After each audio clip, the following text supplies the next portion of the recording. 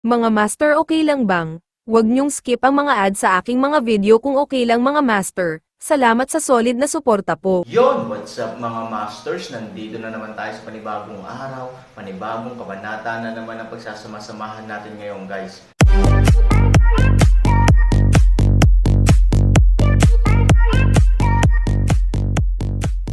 Bali mga masters, kung bago ka pa lang po sa aking YouTube channel, please click the subscribe button, lalong-lalo na po yung notification bell guys, para maging connected pa rin tayo sa isa't isa at maging updated kayo sa mga susunod ko pang video. Bali mga masters, bago natin umpisahan ng kwento ay mag-shoutout po muna tayo para sa mga solid nating tagapakinig. Shoutout kay Michael Capit, shoutout kay Charlie Tipait. Yun na nga mga masters, no? Bali hindi na ito patagalin. In 3, 2, 1, let's go! Mga masters, 3 video po araw-araw ang i-upload natin. Ang bagong yugto ni Daryl sa Storytelling Channel sa YouTube mapapakinggan. Ang bagong kabanata. At ngayon palang pinaghahandaan na nila ang pwedeng mangyari sa hinaharap.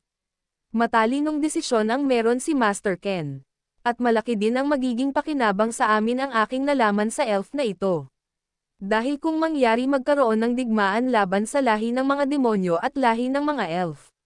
Alam ko na agad kung sino ang uunahin salakahin. Ang lugar ng mga mangkukulam na elf. Dahil sa pagkakasabi ng bata na ito, ang mga mangkukulam na elf ang susi upang sila ay magtagumpay. Biglang tumawa si General Allen at ito ay bamulong. Magaling, matutuwa din ang haring demonyo pag nalaman ito. At si General Allen ay nagpasya ng umalis. Masyado nang matagal ang aking pananatili dito. Aalis na ako. Nang marinig ito ni Charlie ang sinabi ni General Allen, agad itong nagsalita. Magiting na general ng mga demonyo. Kung maaari pwede ba ako maging isa sa inyo? Sabi ni Charlie. Oo, kanina pa ito iniisip ni Charlie. Nang mapansin niyang nagiba ang tono ng hangin na dala ng general na ito na nagmula sa lahi ng mga demonyo. Sinubukan nitong sabihin ang ganitong mga salita. Dahil sa isip niya nakuha niya na ang loob nito. Nang marinig ito ni General Allen ito ay tumawa. Haha, ang isang katulad mo sasama sa akin bumalik sa aming lugar at nais mo pang maging isa sa amin. Ano naman ang maitutulong mo sa amin? Kung ikaw ay hahayaan ko sumama sa, at maging isa sa amin. Sabi ni General Allen, tulad nga ng sinabi mo kanina, may katapangan ako na tinataglay at lakas ng loob. Kaya ko kayong tulungan sa hinaharap, kung ako ay hahayaan nyo maging isa sa inyo. Dahil alam ko ang lugar na ito, at kabisado ko ang lahat ng mga sekretong lagusan ng lugar na ito, kung darating ang araw na maisip nyo sakupin ang mga elf. Maaari ko itong ituro sa inyo. At dahil sa tinakwil na nila ako, kahit ako ang manguna sa pagsakop sa kanila. Oo, para kay Charlie siya ay hindi na isang elf. Kung tinakwil nila ako, tatakwil ko na din ang pagiging isang elf ko. Sabi ni Charlie ng seryoso. Napahanga ulit si General Allen kay Charlie. Kung ganun, kung nais mo talaga mapabilang sa amin, kailangan kaya mong tiisin lahat ng mga ipapagawa sa iyo upang malaman namin ang iyong pagiging matapat lalo na hindi ka namin kalahi at isa kang elf. Alam mo naman na ang hari ng mga demonyo ay masyadong mahigpit at masama. Kaya kung buo talaga ang loob mo, payag na ako na isama ka sa aming kaharian.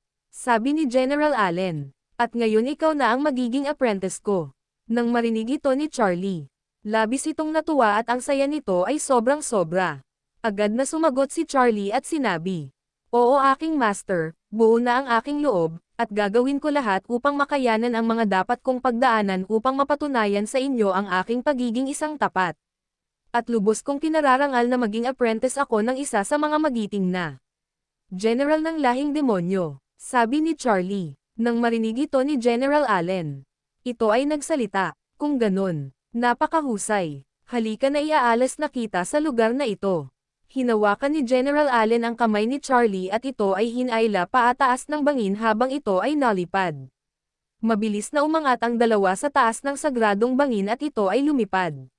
Si Charlie ay nagpasya na talaga na sumanib sa lahi ng mga demonyo. Ngunit hindi niya alam kung ano ang kakaharapin nitong hirap sa lugar ng mga demonyo. Sapagkat ang hari ng mga demonyo ay masyadong mahigpit. Na kahit anong oras ay kaya nitong paslangin ang kanyang kalahi nang hindi nagdadalawang isip. Kaya ganon na lang din ang takot ng mga general ng mga demonyo, lalo na si General Allen sa hari ng demonyo. Ang dalawa ay mabilis na umalis sa sagradong bangin. Habang hawak-hawak ni General Allen ang mga braso ni Charlie. Sa hindi kalayuan, nakita ito ng isa sa mga mag-aaral ng mga elf. Ano, si Charlie ba iyon? Parang si Charlie nga ang buhat-buhat ng lalaki na iyon. Maya-maya napansin ng isang mag-aaral na si Leo, ang simbolo na nasa likod ng damit ng lalaki na nakikita niya sa mga oras na ito. Laking gulat niya nang ito ay kanyang naisip. Nako, kung hindi ako nagkakamali ang lalaki na iyon ay nagmula sa lahi ng mga demonyo. Bakit kasama niya si Charlie at bakit niya ito nailigtas sa sagradong bangin na iyon? May alam ba ang lalaki na iyon sa ginawa ni Charlie? Bulong ni Leo sa kanyang sarili. Huwag mo sabihin na si Charlie ay matagal nang naglilihim ng isang hakbang laban sa aming lahi, kasabwat pa niya ang mga lahing demonyo. Oo, kanina lang habang pinaiwan ni Master Ken ang isang mag-aaral na si Leo, ang mag-aaral na ito habang pinupunasan niya ang mga dugo sa sahig, napansin niya na hindi malubha ang mga sugat ni Charlie na tinamo, dahil hindi ganon kadami ang dugo na kumalat at hindi ito naglabas ng buong dugo. Kaya naisip niya na sadyain ito sa sagradong bangin, upang matiyak siya na si Charlie ay wala ng buhay, ngunit nang siya ay malapit na sa lugar ng sagradong bangin. Nakita niya sila General Allen at si Charlie na magkasama umalis ng sagradong bangin. Labis ang pag-aalala ni Leo sa kanyang nakikita. Mukhang nasa panganib ang aming lahing elf. Kaya pala nagawa ni Charlie ang mga ganun pangyayari, dahil hawak na siya ng mga lahing demonyo. Masama ito. Kailangan malaman ito nila Master Ken. Mabilis na lumipad si Leo at ito ay nagtungo sa palasyo. Samantala sa kabilang banda si Master Ken ay masyadong abala sa pagdideploy ng mga kasundaluhang elf, ito ay naghahanda sa kung anong pwedeng mangyari, dahil kanina lang si Sophie ay naglabas ng kanyang natutulog na spiritual na nagmula sa mga lahi ng demonyo. Kaya ganto na lang ang pagiging handa ni Master Ken, sapagkat hindi biro ang makakaharap nila kung sakali. Dahil inaasahan ni Master Ken na kahit anong oras ay sisalakahin sila ng mga demonyo. Para kunin si Sophie at dalan sa kaharian ng mga demonyo. Napakalaking sakuna ito kung magkataon, sabi ni Master Ken sa kanyang sarili. Pinatawag niya si General Oliver sa isang sundalong elf. Magmadali ka, iparating mo kay General Oliver na magtungo siya dito upang siya ay aking makausap. Nang marinig ito ng isang sundalong elf, mabilis itong tumungo kung nasaan si General Oliver. Samantala, ilang minuto ang lumipas. Nakarating si Leo sa lugar ng palasyo ng elf. Agad-agad itong bumaba sa pagkakalipad at ito ay mabilis na pumasok sa palasyo. Habang siya ay pumasok sa palasyo, ito ay sumisigaw. Master Ken! Master Ken! Nang marinig ito ng isang kasambahay mula sa palasyo, agad ito lumapit kay Leo. Bakit mo hinahanap si Master Ken, at tila ba ikaw ay sobrang pagkainggal? May nangyari ba? Tanong ng kasambahay. Wala pa naman, ngunit may kailangan malaman si Master Ken, ito ay napaka-importante. Sabi ni Leo. Nang marinig ito ng kasambahay, agad itong sagot. Nako, wala dito si Master Ken, sabi ng kasambahay. Kung ganun, nasaan si Master Ken, saan ko siya pwedeng makita? Tanong ni Leo nang nagmamadali. Nang marinig ito ng kasambahay, ito ay agad-agad na sumagot. Hindi ko alam saan nagtungo kanina si Master Ken, hanggang ngayon hindi pa siya nakakabalik. Si Miss Lin, baka alam ni Miss Lin kung nasaan si Master Ken, kailangan ko siyang makausap agad, sabi ni Leo. Wala din si Miss Lin sa palasyo, maaga silang umalis ni Ginoong Vin. Nako, sino ang pwedeng makausap at matanong kung saan ko matatagpuan si Master Ken? Kung iisahin ko ang lugar sa ating nasasakupan. Ito ay masyadong nakakapagod, dahil napakalaki ng lugar nating mga elf. Sabi ni Leo sa kasambahay. Maya-maya nag-isip ang kasambahay at ito ay nagsalita. Sa pagkakaalam ko, kanina kasama ni Master Ken sila Miss Yui. Tama, kasama nga ni Master Ken sila Miss Yui. Sabi ng kasambahay. Kung ganun, nasaan si Miss Yui? Saan ko siya makikita? Sabi ni Leo. At mabilis na sumagot ang kasambahay. Nakita ko na nakabalik na siya ng palasyo. Nang hindi niya kasama si Master Ken. Ngunit subukan mo, parent, tanungin si Miss Yui kung nasaan lugar si Master Ken, baka ito ay kanyang masagot. Sabi ng kasambahay. Halika, dadalhin kita sa silid ni Miss Yui. At mabilis na naglakad ang kasambahay at sa likuran nito sumusunod si Leo. Mabilis na naglakad ang dalawa patungo sa silid ni Yui. Maya-maya nakarating na ang dalawa sa silid ni Yui. Miss Yui, maaari o ba kayong mastorbo? May naghahanap sa inyo. Nang marinig ito ni Yui, agad-agad itong bumangon sa kanyang pagkakahiga. Akala nito ay si Daryl na ang naghahanap sa kanya. Masayang bumangon si Yui sa kanyang pagkakahiga at ito ay bamulong, sabi ko na ikaw ay darating upang makita ako, Ginoong Vin. Bulong ni Yui sa kanyang sarili. At nang buksan niya ang pinto nakita niya ang dalawang figure, isang babae at isang lalaki. Ngunit ang kanyang inakala na si Daryl ito siya ay nagkamali. Nang makita niya na hindi si Daryl ang naghahanap sa kanya. Ang masayang mukha ni Yui ay medyo nalungkot. At nang makita ng kasambahay at ni Leo ang pagbukas ng pinto at si Yui. Agad itong bumati, Miss Yui, paumanhin sa storbo. Nais ka daw makausap ng isa sa mga mag-aaral ni Master Ken. Nang marinig ito ni Yui, agad ito nagsalita. Ikaw pala Leo, bakit mo nais akong makausap? Nang marinig nito ni Leo, agad itong nagsalita. Nais kitang makausap tungkol kay Charlie at nais ko din malaman kung nasaan si Master Ken. Kanina sinabi ng kasambahay sa palasyo na kayo daw ay magkasama kanina ni Master Ken. Sabi ni Leo. Nang marinig ito ni Yui agad itong nagsalita. Ano ang tungkol kay Charlie? Bakit ka pa nag-aalala kay Charlie? Siya ay tinapon na sa sagradong bangin at ito ay nasawi na. Hindi mo na kailangan pa mag-alala kay Charlie. Dapat lang sa kanya ang nangyari iyon. Sabi ni Yui. Nang marinig ito ni Leo. Agad niya pinaliwanag kay Yui ang kanyang nais sabihin kay Master Ken. Kaya nais ko makausap din si Master Ken, hindi dahil nag-aalala ako kay Charlie. Kung hindi dahil sa nakita ko.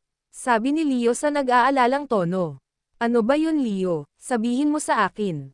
Di ba ako ay inutusan ni Master Ken, upang linisin ang mga dugo na nakakalat sa lugar kung saan ang kasama mo at si Charlie ay naglaban. Nung aking pinupunasan ang mga dugo na nakakalat, napansin kong hindi ito karamihan at walang buong dugo na aking napunasan. Sabi ni Leo, si Yui ay masyadong naiinip malaman ang sasabihin nito kaya ito ay nagsalita. Sige na Leo, sabihin mo ng buo.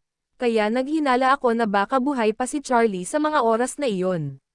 Dahil doon nagpasya ako na sadyain si Charlie sa lugar kung nasaan ang sagradong bangin.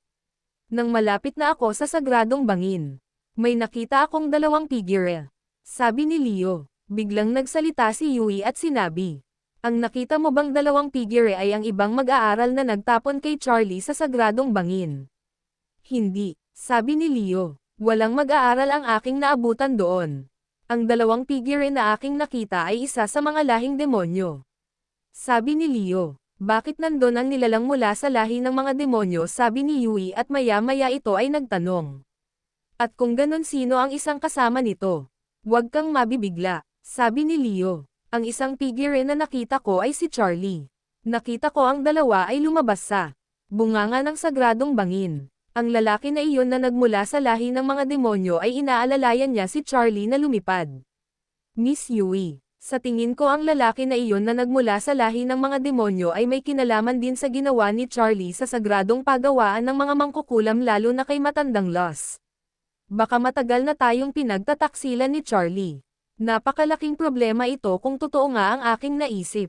Nang marinig ito ni Yui, ito ay sobrang nagulat. Nako. Ang Charlie na talaga na iyon. Napakawalang dignidad ng lalaki na iyon. Pinagtaksilan niya ng palihim ang ating mga lahing elf, lalo na si Master Ken.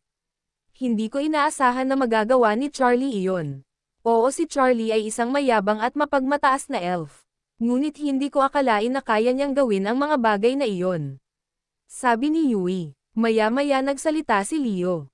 Kaya nais ko makausap si Master Ken para sabihin sa kanya ang mga nakita ko at ang mga bagay na ating naisip. Saan ko ba makikita si Master Ken? Sabi ni Leo. Maya-maya nagsalita si Yui. Kanina lang iniwan niya na ako sa labas ng palasyo at ito ay umalis din agad.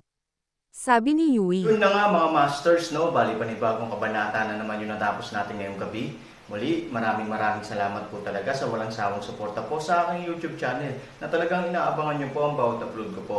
Bali mga masters, magkita-kita ulit po tayo bukas ng gabi at ngayon po ay magpapaalam po muna tayo. Bali mga masters, bye-bye!